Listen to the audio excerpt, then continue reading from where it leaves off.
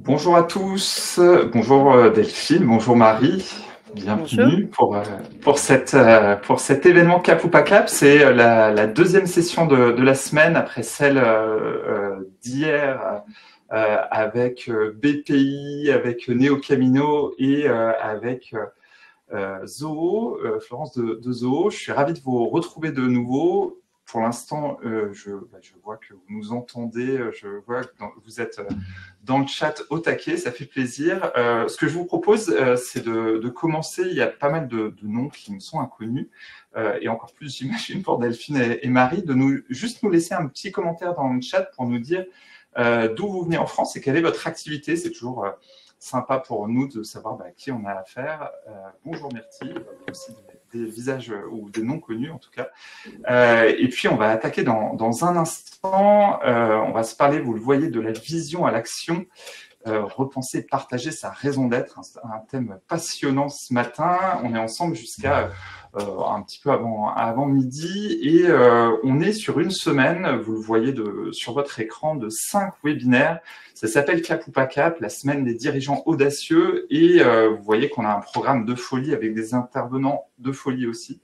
On espère que quelques-uns ont suivi hier, vont suivre les prochains jours et que vous allez repartir de cette semaine avec un max de valeur et un max d'idées pour votre entreprise. Juste pour vous dire un mot sur FolieWeb et qui on est, on organise des événements comme aujourd'hui, et nous, notre enjeu, c'est de vous permettre de prendre du recul et de vous apporter un maximum de valeur pour passer à l'action sur le numérique et votre présence en ligne en particulier. Et on a des partenaires qui nous suivent depuis 8 ans maintenant. Ça fait 8 ans qu'on existe déjà. Et le premier d'entre eux s'appelle l'AFNIC. Et à travers le .fr, c'est l'extension Internet française qui est gérée par l'AFNIC. Et en fait, c'est la mission de l'AFNIC à travers ces dispositifs, c'est vraiment de vous aider à chaque étape de votre présence en ligne avec un programme qui s'appelle réussir.fr, pour choisir votre nom de domaine, pour votre nom sur Internet, c'est ça votre nom de domaine, créer un site web impactant, améliorer votre présence en ligne, etc. Et il y a tout un tas d'outils et de dispositifs. Je vous partagerai un lien un petit peu plus tard. Je ne veux pas prendre trop de temps, bien sûr. Et le deuxième partenaire, c'est Neo Camino. C'est une solution, vous le voyez, la seule solution complète pour développer votre chiffre d'affaires. Et ils accompagnent des entrepreneurs depuis 2012 maintenant à travers 3 ans dans leur activité que vous voyez à l'écran. Pareil, on pourra en reparler un petit peu plus tard, les 13 échelons. Et puis, pas mal d'acteurs qui nous permettent de proposer ce type d'événement. Vous le voyez ici avec l'État, à travers les formations France Num et BPI. Donc voilà, beaucoup d'acteurs qui contribuent à faire en sorte que vous puissiez avoir ces conseils et cette valeur que vous recevez dans le cadre de nos événements. Juste quelques petites règles avant d'attaquer et de laisser la parole à Delphine et Marie déjà pour se présenter. La première, c'est que vous aurez la possibilité de poser toutes vos questions. Il y a un onglet en bas à droite de votre écran qui s'appelle Questions, il porte bien son nom. Et non seulement vous pouvez poser vos questions, mais vous pouvez aussi voter pour les questions qui vous intéressent le plus et on prendra les questions au fur et à mesure, quand elles concernent ce qu'on est en train de se dire, voire à la fin de la session, on prendra quelques minutes. Je vais vous faire passer à la fin aussi un petit questionnaire de satisfaction. C'est la première édition de Cap ou pas Cap. On est hyper preneur de vos retours, de ce qui vous intéresse, de ce qui vous intéresse moins. Et ça vous permet aussi de recevoir un condensé de tout ce qui s'est raconté pendant la semaine. C'est sur une page Notion qui va être bien complète avec plein de choses et puis de bénéficier de quelques bons plans. Et puis, on nous demande souvent, tiens, je suis arrivé en retard, est-ce qu'il y aura un replay ou je dois partir en avance, est-ce qu'il y aura un replay? Oui, il y aura un replay, tout simplement avec le lien avec lequel vous êtes connecté à peu près 1 minute après la fin de cette session. Donc, pas de panique si Delphine ou Marie vous ont expliqué un truc passionnant, mais où vous avez besoin de vous reposer la tête, reposer là-dessus, vous aurez la possibilité de le faire tranquillement. Et puis, le dernier point, quand on dit passer à l'action après l'événement, c'est vraiment ce que je disais au tout début, l'idée, c'est pas seulement que vous cultiviez, mais vraiment que vous preniez ces infos, preniez ces conseils et que vous les appliquiez dans votre activité au quotidien. On essaie d'être le plus concret possible, en tout cas. Voilà, j'en ai fini avec ces quelques mots d'introduction. Ce que je vous propose, c'est qu'on ferme, c'est un peu la promesse aussi de ne pas avoir des milliers de slides. Je vais fermer, hop là, mon écran. Voilà, on ressemble à ça en grand. Marie, Delphine, merci beaucoup de votre présence. Ce que je vous propose, peut-être avant d'attaquer, c'est juste de nous dire un mot sur qui vous êtes. Je ne sais pas qui veut commencer. Marie, vas-y si tu veux. Enchantée, merci du coup de m'inviter sur ce talk. J'espère que ce que je vais dire va vous être utile.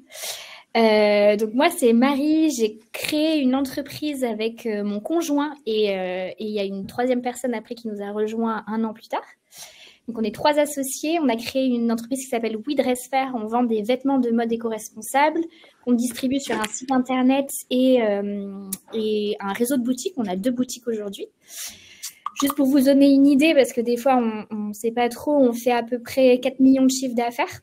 Ça fait 8 ans qu'on s'est créé et on a une vingtaine de salariés sur plein de pôles différents puisqu'on a du marketing, de la com, mais ce n'est pas notre plus gros pôle. On a aussi développé notre propre plateforme logistique et on a du retail, donc des magasins et des vendeurs aussi à gérer. Donc, on a pas mal de métiers différents et pas mal de business units différents. Voilà. Ok, top. Je te laisse enchaîner, Delphine. Donc Delphine, je suis basée à Lyon. Merci beaucoup. Donc pareil, j'espère que ça va vous intéresser. N'hésitez pas à poser des questions. On est là pour vous. Finalement, c'est ça le plus important. Moi, j'ai quasiment 20 ans, ça me rajeunit pas, d'expérience dans la com à différents niveaux, à des postes de direction de communication, aussi bien en organisation internationale, en agence, en gros ferroviaire qui n'est pas la SNCF, ou bien en start-up qui est rentré en bourse. Et aujourd'hui, donc ça fait maintenant 5 ans que je fais ce que j'appelle un peu l'appel à un ami des communicants, tous ceux qui peuvent se poser des questions ou qui peuvent sentir une certaine frustration parce qu'ils ont atteint un plafond de verre en communication. Donc, je vais les aider à monter en compétences et je vais venir faire du coaching en prise de parole et en média training, c'est-à-dire comment on s'exprime vis-à-vis des médias. Et donc, la question de la vision, des messages, du positionnement revient bien évidemment très, très régulièrement. J'imagine. Trop bien, merci encore. Et puis, peut-être pour attaquer la première question que j'avais envie de vous poser, c'est quelque part, pourquoi sommes-nous là? Pourquoi c'est important et pourquoi c'est critique de mettre de l'énergie pour définir sa vision selon vous? Delphine, je te laisse enchaîner. Alors, oui, et ça me fait marrer parce que justement, c'est le côté énergie récemment, et c'est ce que je t'ai partagé la dernière fois, tu vois, où avec une entreprise que j'accompagne, on a mis, je pense, des mois pour sortir une vision. Et là, pour le coup, c'était assez démesuré. Il n'empêche que sortir une vision et y passer du temps, c'est important au départ parce que en fait, c'est ça qui va permettre de poser une espèce de boussole pour savoir où l'entreprise va aller. Et on revient finalement à un fondamental du pourquoi je crée mon entreprise, qu'est-ce que je veux déclencher. Et donc, ça va permettre, par rapport à ses clients, ses partenaires, ses investisseurs, vraiment de savoir quel est le fil rouge de son propre business. C'est important vis-à-vis de ses salariés aussi. Donc, c'est vraiment comment on vient définir une ligne directrice assez claire et qui permet de garder une cohérence de business. Mais pour moi, c'est vraiment cette boussole. Donc, c'est important d'y passer du temps. Si on commence à y passer trop de temps, c'est qu'il y a un problème beaucoup plus profond, à mon avis. Ok. Une première notion de boussole. Toi, Marie, comment tu appréhendes le sujet ?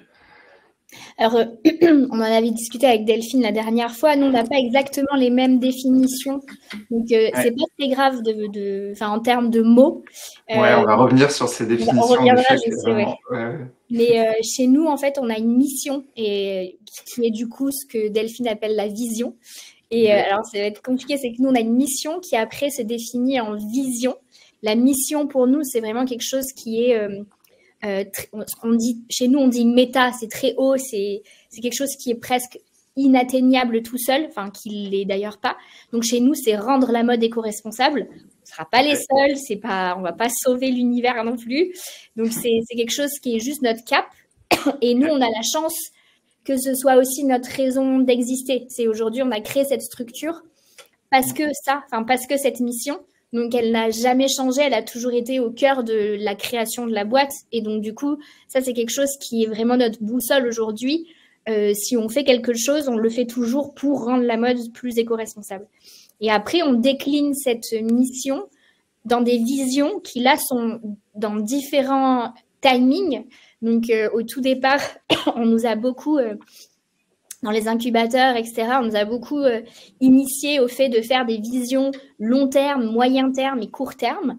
On s'est beaucoup cassé les dents à faire ça. Et c'est là où je rejoins Delphine. On a passé énormément de temps à se dire c'est quoi notre vision long terme. Et juste pour vous donner des exemples, c'est des phrases du type on veut être le leader de la mode éco-responsable en Europe et ouvrir 20 magasins dans toutes les plus grandes villes de France. Donc ça, en fait, c'est des trucs qui sont de l'ordre presque du rêve, et ça, c'est compliqué de s'aligner entre trois associés, parce que nous, on est trois. On a trois volontés aussi personnelles différentes. Moi, je viens du monde de la recherche. Donc, moi, ma vision très long terme, c'est de dire j'ai envie d'ouvrir une business unit sur de la R&D pour développer le recyclage et recycler 90% des vêtements de France. Ben, les autres, Kevin et Antoine, n'ont pas du tout la même vision que moi sur du long terme. Donc, là, c'est sur le coup, c'est pour moi ce que dit Delphine tout à l'heure, c'est la vision. Il faut qu'elle soit là pour. Il faut y passer du temps si elle l'aide après derrière sur les prises de décision, sur le fait de driver, la direction de développement de l'entreprise. Mais par contre, si c'est passer du temps pour se dire c'est quoi ton rêve, toi, moi mon rêve c'est ça. Voilà. Ouais, faut pas que ça soit trop utopiste non plus, en fait. Voilà, ça tomber même dans un côté un peu cheesy, un peu, tu vois, un peu gnagna finalement. Donc, faut rester assez réaliste aussi par rapport au business. Exactement, ouais. Faut que ça corrèle aux ambitions qu'on a envie. Mais voilà, si c'est du trop long terme, du style, dans 40 ans, je serai machin, bof. Enfin, du coup, au jour le jour, c'est très compliqué. Donc, dans notre cas, on a abandonné la vision long terme et on fait que du moyen terme, court terme, du style, est-ce que vous voulez développer un réseau de boutiques? Est-ce que, c'est vraiment beaucoup plus pragmatique. Mais avec la boussole et le cap dont tu parlais tout à l'heure sur la phrase. Et peut-être pour faire le lien, parce que c'est vrai qu'en préparant la session, on s'est rendu compte que les mots, on mettait pas forcément les mêmes mots les uns et les autres derrière ces termes. Du coup, on a fait l'exercice et merci à vous deux. Marie, du coup, je partage ce que tu m'as partagé justement. Pour que tout le monde ait bien en tête. Donc, tu disais, enfin, je peux te laisser l'expliquer, tu l'expliqueras beaucoup mieux que moi, mais tu parles de la mission dont tu nous parlais à l'instant, et après tu le déclines. Ouais, et du coup, c'est vraiment ce que je disais tout à l'heure. Donc, nous, on a notre mission qui est vraiment quelque chose de très long terme, donc c'est rendre la mode éco-responsable. Et en fait, au final, c'est ce qu'on fait au jour le jour. C'est toutes les décisions qui sont prises dans ce cadre-là. Et après, maintenant, ce qui pour nous, et là c'est vraiment je pense aussi beaucoup du test and learn de votre côté, enfin ce qui va vous servir après, pour nous ce qui était le plus idéal et surtout dans le contexte actuel où en fait on drive maintenant nos business beaucoup plus à la rentabilité que ce que ça a pu être il y a 5 ans dans les start-up entre guillemets où on levait des fonds, on était beaucoup plus sur de la croissance et une rentabilité plutôt moyen terme et long terme. Là, nous, on a toujours été sur driver une boîte qui est plutôt sur de la renta à l'année. Donc, c'est très compliqué pour nous de se dire, OK, on va driver sur une vision moyen terme, voire moyen long terme. Donc, on s'est dit, ce qui est le plus cadrant pour nous, c'est d'avoir une vision à 1 an. Et du coup, la vision à 1 an pour l'année 2025, c'est We Dress Fair devient une marque rentable et engagée, portée par ses propres collections. Donc là, en fait, on va définir du coup notre axe après, qui seront les axes stratégiques de l'année. Donc par ses propres collections, une offre épurée et une communauté de clients fidèles. Que ensuite, on définit en stratégie qui sera appliquée par l'ensemble de la structure. Et donc là, la stratégie chez nous, elle est en 4 axes. Lancer et faire croître nos propres marques, rationaliser l'offre multimarque qu'on a chez nous, optimiser l'acquisition et la conversion de nos clients et renforcer la fidélité de nos clients. Et donc, aujourd'hui, on ne travaille que sur ces axes-là qui, du coup, sont en rapport avec cette vision. En fait, notre vision d'entreprise à l'année, c'est rendre la structure rentable de WeDressFair à travers ces 4 axes de développement. Mais hyper, juste hyper clair. Ouais. j'ai juste une question surtout pour Marie, mais je fais écho à la question que je vois d'Adèle en même temps en parallèle. Et je suis assez surprise, vous posez la vision sur 1 an, ce qui me semble super court, tu vois. Moi, pour le coup, une vision, le lapsus, une vision, elle est au moins là pour 2-3 ans, tu vois. Ouais, bah en fait, nous, la problématique, c'est que on n'a pas envie on a envie de driver des décisions d'investissement qu'on est capable de faire. Donc c'est un peu, c'est parce que du coup, quand on a posé une vision 2 à 3 ans, en fait, on était constamment en train de la changer tous les ans. Donc c'est pour ça qu'on a reposé une vision à 1 an. C'est qu'en fait, par exemple, chez nous, on a 2 business units, on développe du e-commerce et du retail. Quand on posait une vision, les deux demandent des investissements un peu différents. Et en fait, quand on posait une vision, on se disait, OK, notre volonté, c'est de développer le retail. En fait, on sait que le retail va reposer sur une renta parce que derrière, il faut de l'investissement. Et en fait, si on n'atteint pas cette limite-là, en fait, on ne pourra pas aller plus loin. Et donc, au final, avoir une vision sur je veux développer tant de magasins, etc., ben, en fait, ce n'était pas la bonne manière pour nous de le faire. Donc, c'est pour ça que je dis, je pense, ça dépend vraiment de l'expérience après individuelle. Et évidemment, si cette vision-là, en fait, je pense que ça a aussi à voir avec la taille d'entreprise et la taille de développement. Oui, c'est ce que j'allais te dire. Et du coup, en fait, on est trop petit encore, on fait pas, enfin, on n'est pas encore rentable, enfin, on le devient cette année, on est quasiment à la rentabilité, mais du coup, on est trop petit encore pour avoir une vision moyen terme qui fait qu'en fait, on va pas la re-questionner tout le temps, enfin, tu vois, tout. Oui, mais je pense que ça dépend du secteur d'activité, de la taille de l'entreprise. Il y a beaucoup de paramètres, c'est très compliqué de venir donner une réponse unique finalement. Ouais.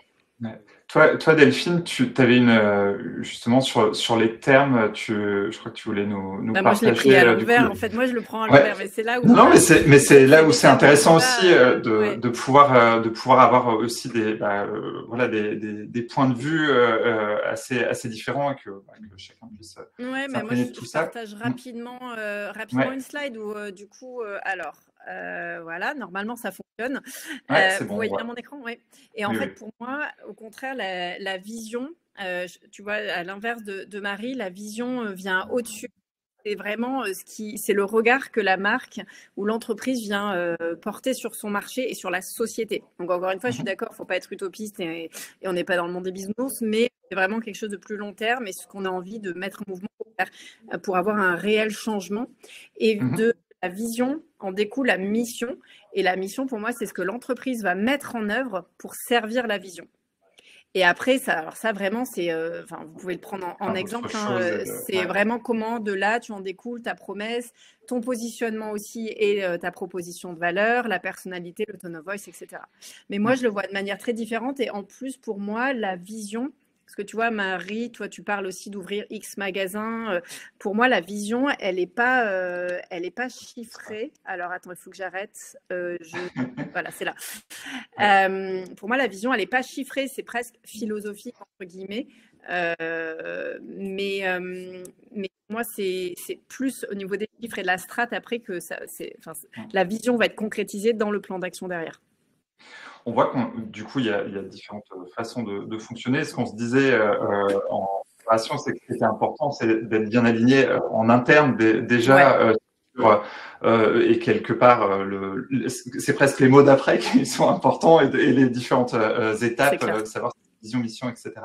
Peut-être une question là-dessus. Pour vous, quels sont les signes qui indiquent qu'une entreprise doit justement se soucier de ça? C'est quoi les signaux qui font que vous allez vous soucier de ça plutôt que de juste aller être dans votre quotidien, quoi? Delphine, peut-être tu as pu voir ça avec différents clients, j'imagine. Oui, en fait, je le vois, c'est assez clair finalement, si les messages communiqués aussi bien en interne qu'en externe sont brouillons, personne parle la même langue de business, personne a les mêmes objectifs, c'est qu'il y a clairement un problème. Et je reviens à cette idée de boussole, c'est que la boussole, elle part un peu dans tous les sens et que du coup, il n'y a pas de cohérence. En fait, moi, je le vois souvent. C'est intéressant ce que tu soulignais, Marie, puisque vous êtes 3 cofondateurs. Et justement, le challenge de la vision, parfois, on sent qu'il est d'autant plus fort quand les différents cofondateurs, en fait, n'ont pas exactement la même vision de l'entreprise. Donc là, pour moi, ça devient un point très sensible qu'il faut retravailler parce que ça veut dire que les 3 sont porteurs de messages différents. Et ce qui peut être dommageable aussi pour le business en lui-même. Et vraiment, quand on voit qu'il n'y a pas de stratégie assez claire, pas de régularité, pas de fil conducteur, c'est qu'on a un vrai problème. Tu vois, il peut y avoir aussi une perte de sens en interne de la part des salariés. Et donc, les équipes, finalement, elles ne savent plus vraiment pourquoi elles font ce qu'elles font. Tu peux avoir des difficultés à recruter ou à conserver tes talents aussi. C'est parce que finalement, le pourquoi de l'entreprise, la vision ou la mission n'est pas suffisamment claire ou c'est complètement dilué. Et un manque de coordination dans les équipes. Tu vois. Donc, ça, c'est vraiment quand il y a un problème de vision. Après, un problème de positionnement, c'est encore différent parce que là, on tombe dans des aspects beaucoup plus business de vente. Donc, c'est un autre sujet.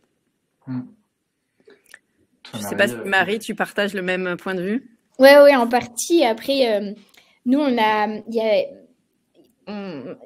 ça a été des trucs qu'on nous a demandé au départ et nous, on était là genre...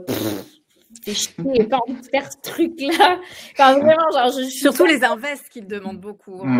Alors, ouais, mais les fonds... Enfin, nous, en fait, au tout départ, c'était plutôt les incubateurs qui nous demandaient. Ah oui. Nous, là, on est en train de créer notre boîte, laissez-nous tranquilles, on avance. Enfin, je suis hyper crue, mais parce qu'en fait, c'est un peu le premier truc qu'on a quand on lui dit c'est quoi votre raison d'être? Toi, t'es là, genre, pourquoi tu me demandes ça? Je m'en fous. Enfin, laisse-moi faire mon business.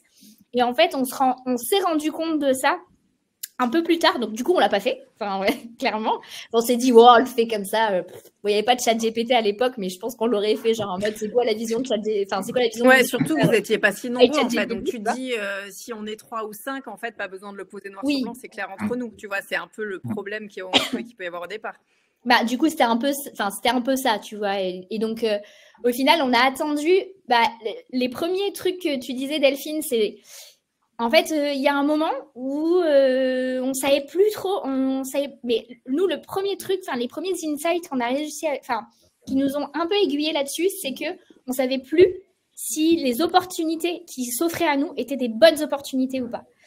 Donc, typiquement, on nous a proposé d'ouvrir du retail en franchise parce qu'il y a énormément de magasins qui vendent de la mode éco-responsable, mais ils s'appellent tous dans des noms différents. On nous a dit, moi, j'aimerais bien porter le nom We Dress Fair et avoir votre back-office, etc.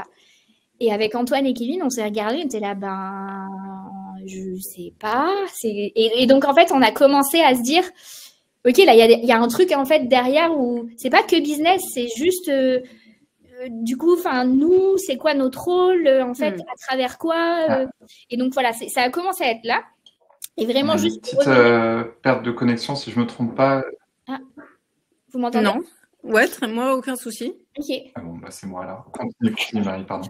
Et je disais, le tout premier qui a été vraiment le premier déclencheur, c'est qu'en fait, quand on a créé We Dress Fair, donc Kevin et Antoine, c'est 2 tech, c'est 2 devs. Antoine a une formation marketing, mais il a rencontré Kevin sur une école de code. Moi, je viens du monde de la recherche, j'ai pas mal été aussi là-dedans. Et donc, en fait, on a une solution tech derrière, qui était une solution... on va continuer.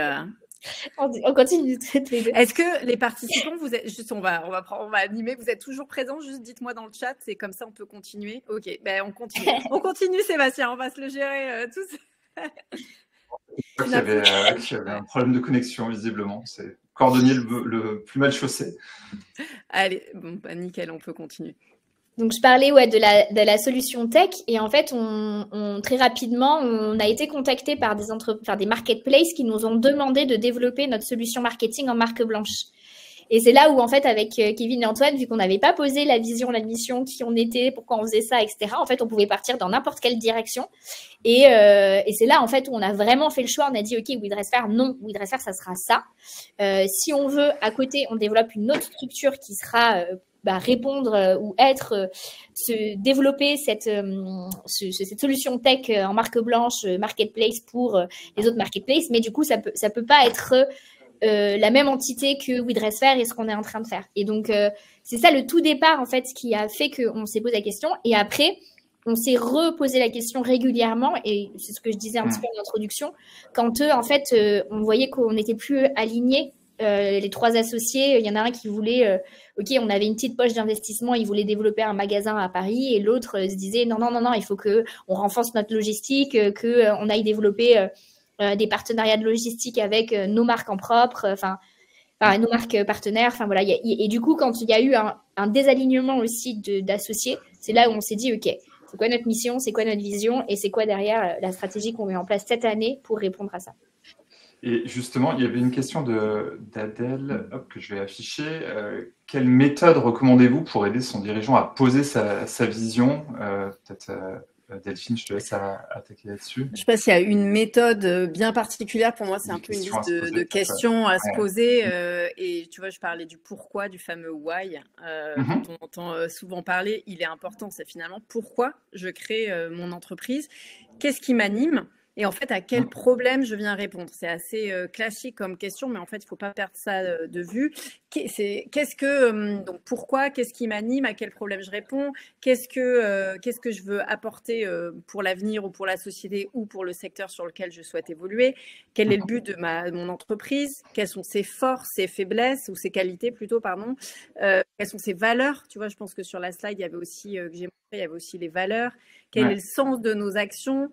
Comment mon entreprise peut faire bouger les choses? Je pense que si déjà on arrive à répondre à ces questions-là, ça devrait permettre d'y voir plus clair.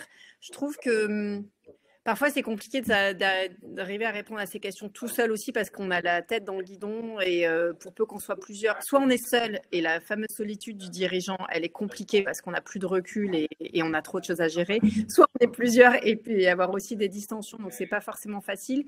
C'est vrai que le fait de prendre un peu de recul, d'échanger potentiellement avec d'autres entrepreneurs ou quelqu'un dont c'est le métier ou qui peut accompagner peut permettre de prendre vraiment de la hauteur et se détacher de l'opérationnel quotidien.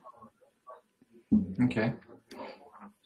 Est-ce qu'il y a d'autres questions? Delphine en a listé pas mal. Et d'ailleurs, j'en profite pour vous dire, je vous disais au tout début, à vous qui assistez à ce webinaire, que ça allait être riche et qu'on allait avoir un condensé à la fin. Donc, je ferai passer ce petit questionnaire. Et tous ceux qui auront répondu au questionnaire pourront recevoir ce condensé, notamment les méthodes ou les questions qui sont posées. Je pense que ça sera pas mal justement de les voir à tête reposée. Ouais. Et les slides aussi, j'ai vu quelqu'un qui demandait les slides. Ouais, la slide, exactement, la copie d'écran que vous présentiez, avec plaisir. Ouais. On fera en sorte d'avoir tout ça, c'est promis. Du coup, les questions, elles sont assez exhaustives. Enfin, après, on peut rallonger, on peut changer un peu la méthode dans laquelle on le fait. Enfin, il y a pas mal de... Il y a juste deux choses, moi, que je rajouterais, c'est quel est le métier que j'ai envie de faire si je le projette, en fait, à plus loin. Enfin, parce que du coup, au final... on peut avoir une mission mais se dire oh moi je veux vraiment faire ça toute ma vie. Du coup au final en fait on n'est pas très aligné avec ça, donc voilà, c'est un peu le conseil aux jeunes entrepreneurs qui démarrent, qui me disent moi je suis dans le monde de la mode, mais enfin du coup c'est très spécifique. Ils me disent moi je vais créer mes lignes de vêtements et je vais faire que ça tout le temps.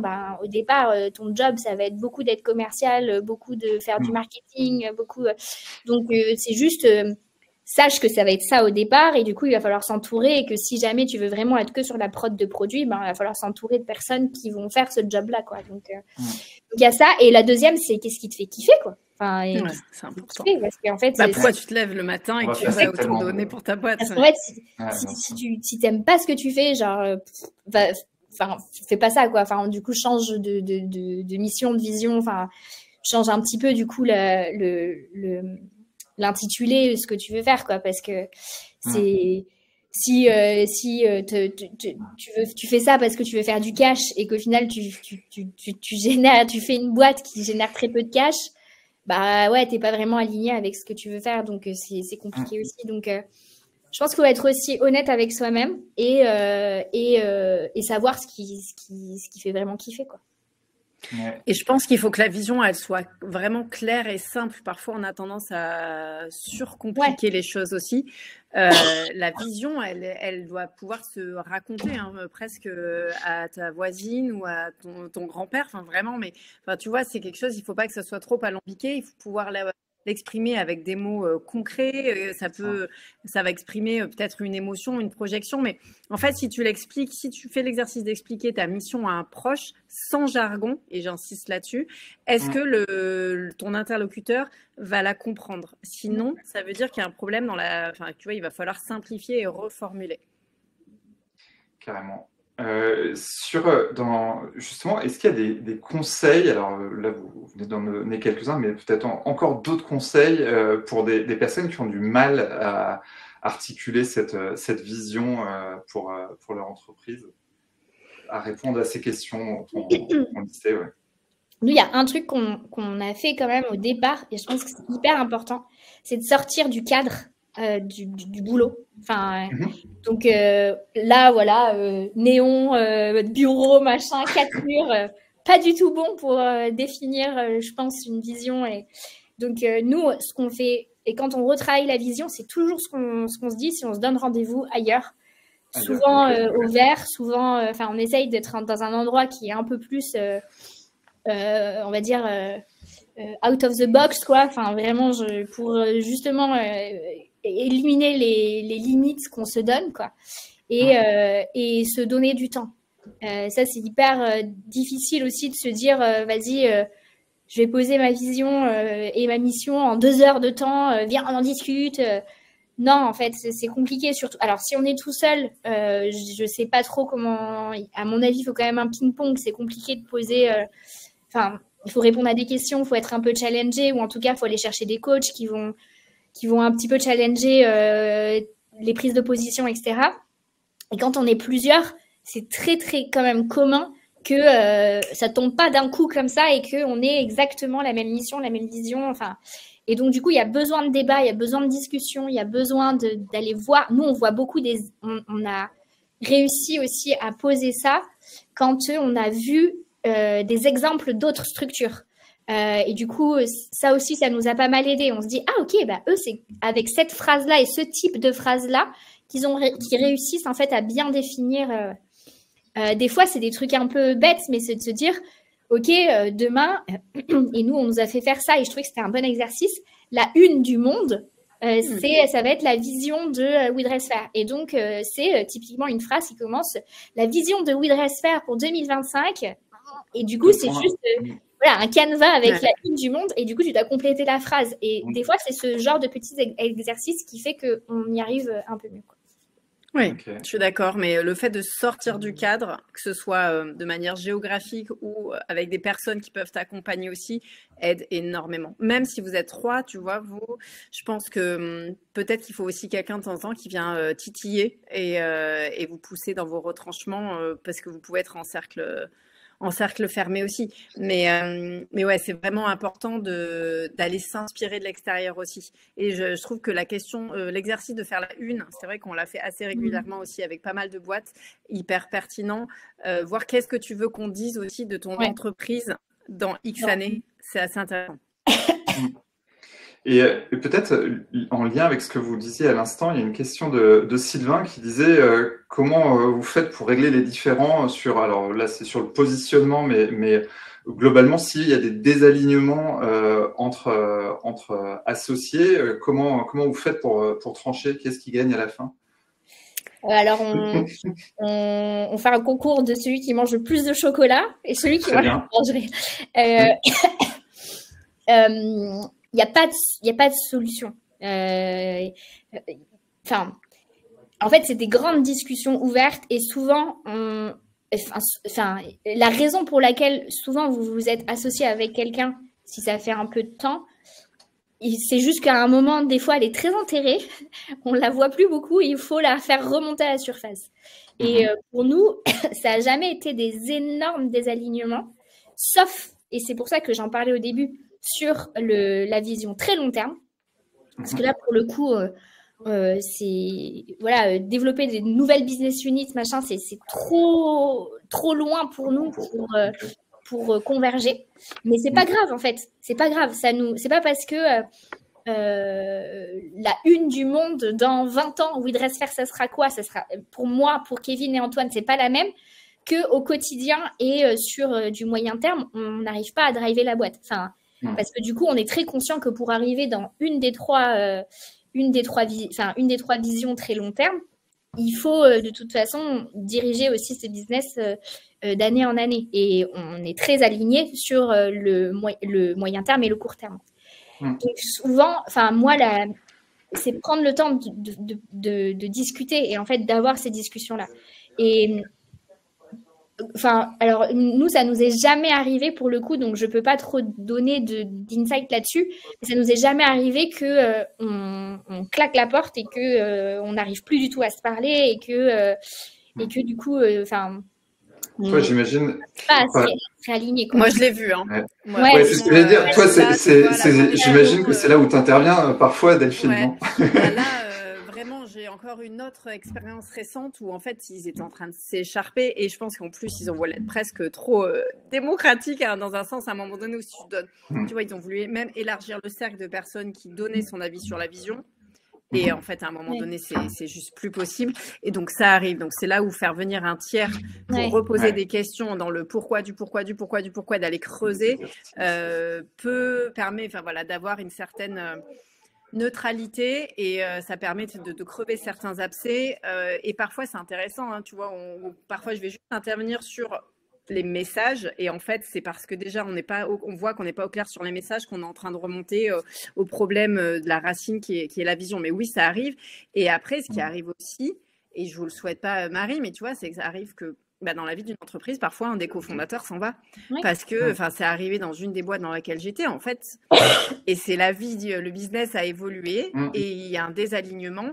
À un moment donné, si on veut que l'entreprise continue à vivre, il faut qu'il y en ait un peut-être qui se retire qui se retire. Ok. Et après, nous, ça nous est arrivé, juste pour dire, ça nous est arrivé sur du très court terme, mais du coup, ce qu'on fait, c'est qu'en fait, souvent, on court à la conversation, on se dit, ok, on décante ce qu'on s'est dit, on en rediscute dans 3 semaines ou dans 2 semaines, on se repose une réunion, on refait la même chose, on retourne, et en fait, souvent, on a pris du recul, on a réfléchi, et en fait, il y a des choses qui, des fois, sont de l'ordre de l'utopie, du rêve, qui du coup sont redescendus à un niveau un peu plus réaliste. Et du coup, au final, après, derrière, de notre côté, on a toujours réussi à se réaligner. Mais c'est vrai qu'on l'a fait aussi pas mal dans les incubateurs où en fait, il y avait une tierce personne qui nous posait les questions et où peut-être ça a permis aussi de fluidifier les débats. Peut-être si on marque une pause quelque part dans cette session, c'est de se dire, bon là on a beaucoup parlé de comment définir ces différents éléments. Maintenant, si on passe à une deuxième étape qui est de se dire comment on communique en fait. Donc là, ça y est, on est aligné entre associés, etc. Comment on communique? Alors peut-être déjà en interne pour commencer. Comment on fait pour embarquer ces équipes autour justement de cette vision forte? C'est marrant parce que moi j'ai eu le sujet hier, justement. Enfin, franchement, on en a parlé hier. La vision avait enfin été définie. Et justement, c'est qu'est-ce qu'on en fait maintenant et comment on s'assure tout le monde travaille pour la même entreprise qui a la même vision. Et tu vois, c'est ce qu'on faisait aussi finalement chez Trendline, en fait, où on faisait circuler une fact sheet, une fiche avec des visions, missions, des chiffres clés tous les mois. Je la remettais sur Slack, donc sur la messagerie interne, pour qu'il y ait que ça revienne assez régulièrement. C'est des rappels qui font toujours du bien, parce qu'en effet, une vision qui reste au sein du COMEX, ça sert absolument à rien. Donc, il faut vraiment qu'elle soit partagée dans les actes aussi. Pour moi, c'est une responsabilité aussi des RH de faire transpirer cette vision un petit peu partout, aussi bien sur les canaux internes de communication. Ça peut être, je sais pas si vous avez une affiche où c'est quasiment, vous, on le voit bien, Marie, chez vous, je crois, c'est bien affiché, donc tu peux pas le rater au quotidien. Ça va être dans des rappels réguliers. Je ne sais pas si tu as des réunions mensuelles. Ça peut être très bien rappeler régulièrement qu'on va vers ces objectifs business, mais parce que ça vient servir la vision aussi. Donc, je pense que c'est aux différents points de contact en interne, que ce soit, voilà, je te dis, au niveau des RH, des slides, des présentations, des canaux de com avec des white pages, enfin des fact sheets que tu peux faire circuler, qui sont que tu peux régulièrement le rappeler. Et c'est s'assurer aussi que les dirigeants ou les managers de chaque équipe soient très au clair sur cette vision pour qu'ils les fassent régulièrement redescendre aussi au sein de leurs propres équipes.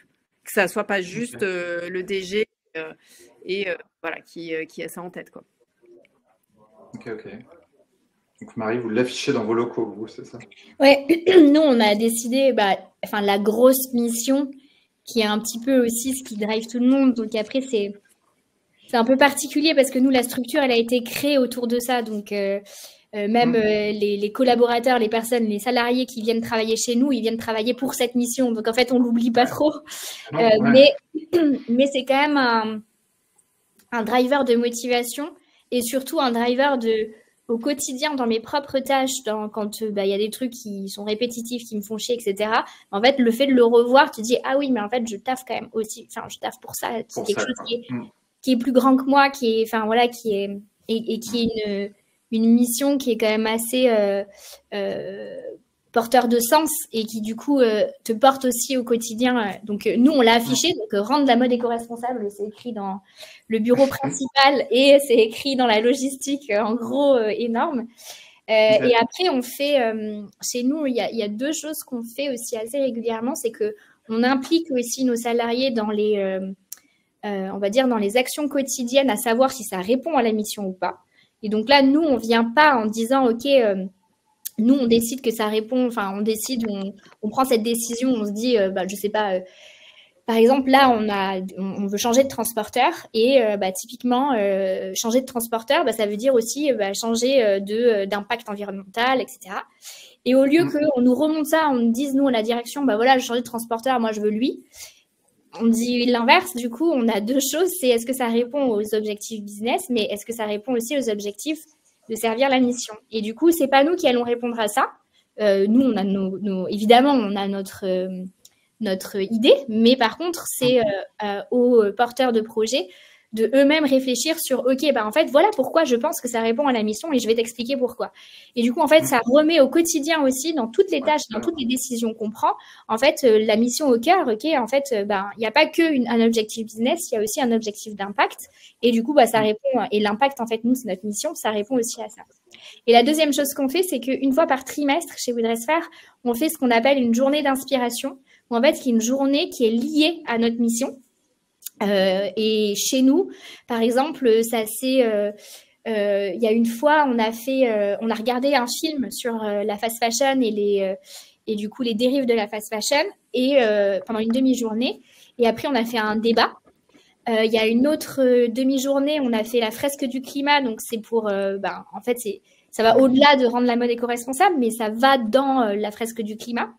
Et là, on prévoit de faire une visite d'atelier, du coup, d'aller voir de la confection avec tout le monde. Donc, nous, au quotidien, on n'est pas forcément près de la confection, on est plutôt près de la distribution. Et donc, du coup, aller remonter la chaîne un peu au-dessus et de se dire, OK, en fait, nous, on distribue des vêtements au quotidien. Tout le monde fait de la couture ici quasiment, donc tout le monde sait, mais c'est juste, aller voir sur une usine un peu plus industrielle, comment ça... Et donc ça réinfuse, en fait, la mission. Et très régulièrement, quand on fait du coup les réunions de trimestre, en fait, c'est une question qu'on repose à tout le monde, mais évidemment maintenant c'est un peu ancré, mais du coup, c'est quoi notre mission? Et tout le monde sait répondre à la question. Oui, mais je trouve ça génial justement que tout le monde y arrive. Après, il y a souvent la problématique quand ton entreprise elle commence à grandir très rapidement. Ouais. Et que tu viens onboarder, que tu viens accueillir de nouveaux salariés, comment tu t'assures que cette mission, vision, elle est bien au clair aussi? Et pour moi, elle fait partie du process qu'on appelle d'onboarding de nouveaux salariés pour que ça perdure dans le temps malgré la croissance très rapide et l'élargissement de l'équipe, tu vois, ce qui peut être un vrai challenge. Ah ouais, c'est sûr. Après, nous, on est petite structure. Oui, non, mais je trouve que c'est génial ce que vous avez mis en place. Ce qu'on faisait dans une des entreprises aussi, c'était faire venir des intervenants extérieurs qui était en phase avec la vision, et ça permet déjà de prendre de la hauteur. Tu vois, tout à l'heure, je disais prendre du recul, et ça fait du bien à tout le monde dans la boîte, et en même temps, voilà, d'entendre un discours hyper inspirant et en même temps qui vient soutenir la vision portée par la boîte. Super. Moi, je prends aussi plein de choses, plein de conseils pour moi. Je ne sais pas si dans la salle, les personnes, mais il y a plein de trucs où je me dis, tiens, je vais prendre pour la prochaine. Merci. Je fais une micro-pause pour vous partager, parce que je vois l'heure qui tourne, avant d'enchaîner sur une prochaine question, pour vous partager la petite enquête de satisfaction dont je vous parlais. Hop, on va le mettre à côté par ici. Voilà, vous allez le voir apparaître. À remplir pour avoir accès au condensé dont je parlais tout à l'heure, avec notamment on mettra les slides qui étaient présentés par Marie et Delphine. Ça va apparaître, je vous laisse cliquer et puis répondre juste après tranquillement. Et peut-être une dernière question me concernant, et puis on passera aux questions des personnes dans la salle juste après. C'est la même, mais en externe cette fois, de se dire comment vous communiquez et vous assurer que vous communiquez en externe là-dessus. Parce que Marie, alors j'imagine qu'il y a eu une partie aussi au sein des boutiques, mais au-delà dans les boutiques et puis en ligne sans doute aussi. Je te laisse commencer, Marie. Ok.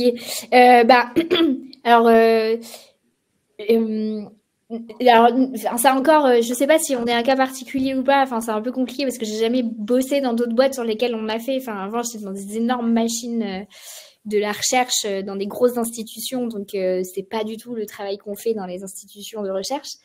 Mais nous, c'est aussi notre mission, c'est aussi notre proposition. Enfin, elle découle, notre proposition de valeur découle de notre, enfin, vraiment de façon très facile entre guillemets de notre mission. Donc on va dire que nos clients, ce qu'on leur propose, c'est une sélection de modes éco-responsables pour rendre la mode éco-responsable. Donc, au final, notre mission, en fait, on traduit notre mission en proposition de valeur pour nos clients. Et c'est ça qu'on donne, du coup, sur la partie digitale, où on l'explique, où après, on va dans le détail, on explique ce qu'on fait, on explique comment, on a une charte. Enfin, voilà, il y a plein de choses après qu'on partage à nos clients de façon un peu plus différente. Mais par contre, on explique notre mission. On a une page qui est dédiée, ça s'appelle la mission de We Dress Fair, où on explique quelles sont pour nous, comment on répond en fait à cette mission à travers notre business. Et dans les boutiques, c'est écrit aussi. On a tout un pan où on a écrit en fait du coup la mission de We Dress Fair et comment on y répond. Donc après, nous, on travaille pas en B2B et nos partenaires, par contre, c'est pareil, c'est des prêts qu'on fait avec nos partenaires quand on les voit. Après, aujourd'hui, on le fait plus trop parce que on reste un petit acteur et au fait on a des relations assez long terme, donc ça fait très longtemps qu'on nous connaît aujourd'hui, donc on le fait plus trop. Mais par contre, c'est des choses qu'on a eu fait au départ, de présenter la structure, la mission de la structure, d'expliquer du coup comment on allait y répondre et de développer après les canaux un peu plus business et communication de la marque, quoi. Je sais pas si c'est très clair ce que je dis, mais je sais pas s'il y a une méthode particulière pour faire ça. Je pense que c'est propre à chaque entreprise aussi. Vous, je pense qu'en effet, vous êtes sur un secteur d'activité où on voit naturellement, enfin, en fait, votre vision, elle est incarnée par le produit, votre activité. Donc, c'est simple. Rien n'est jamais simple, mais tu vois, je pense que c'est assez naturel pour certains, et notamment, en effet, dans le B2B, ça peut être beaucoup plus compliqué.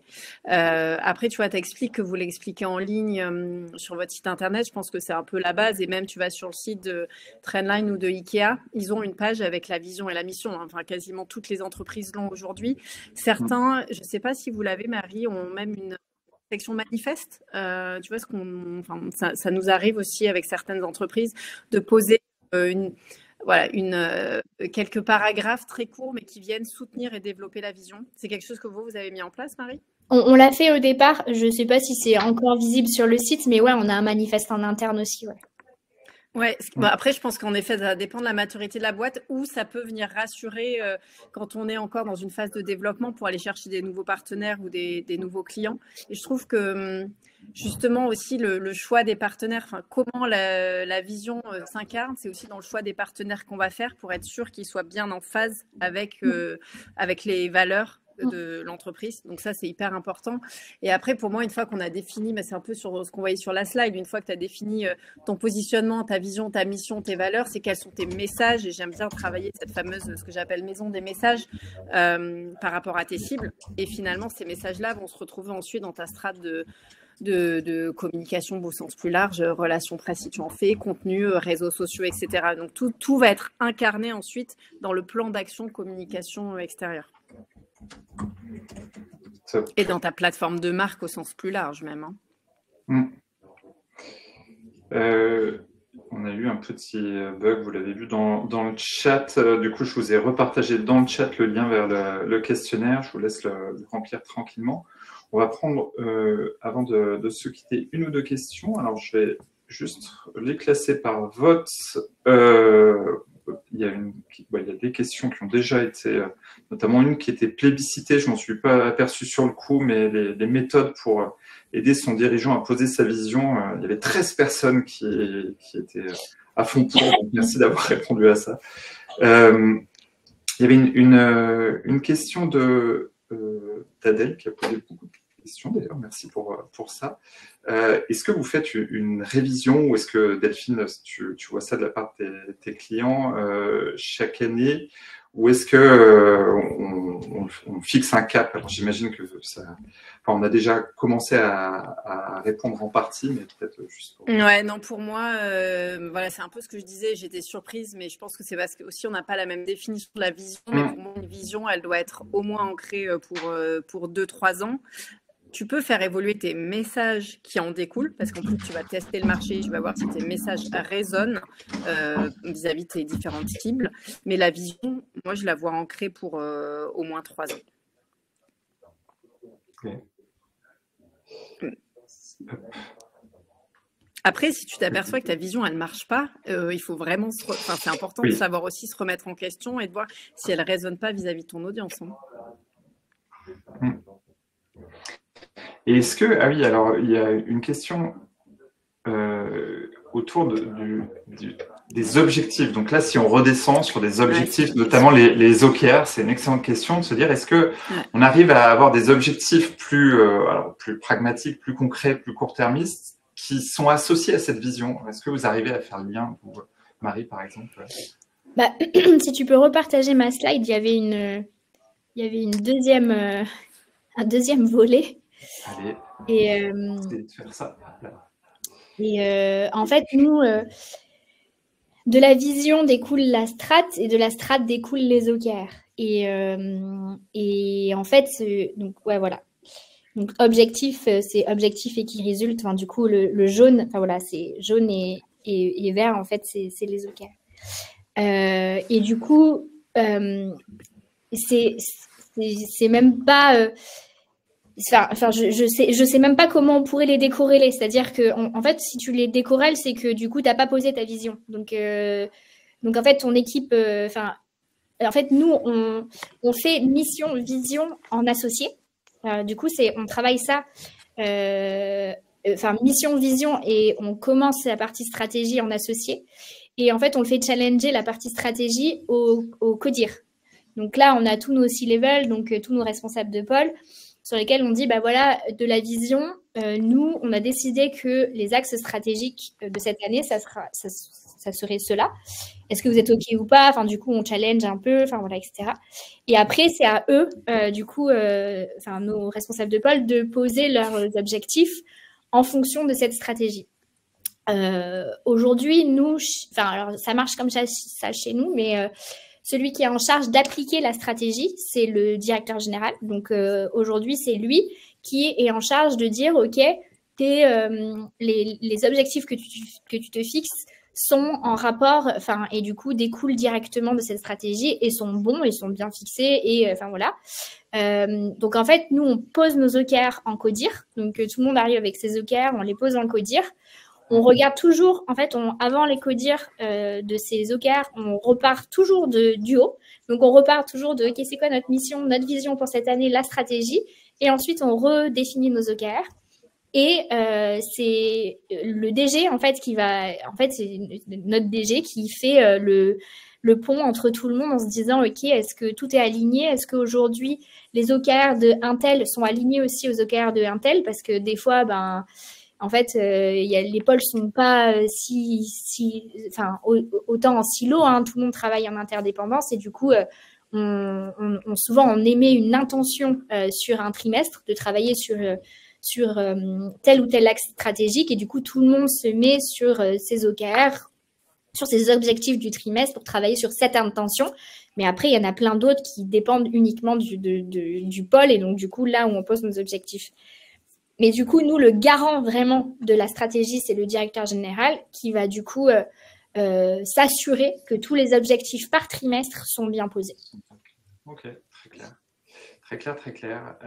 Écoutez, je pense qu'on a fait le tour, en tout cas, des questions, me semble-t-il. Ce que je vous propose, c'est tout simplement de finaliser cette session.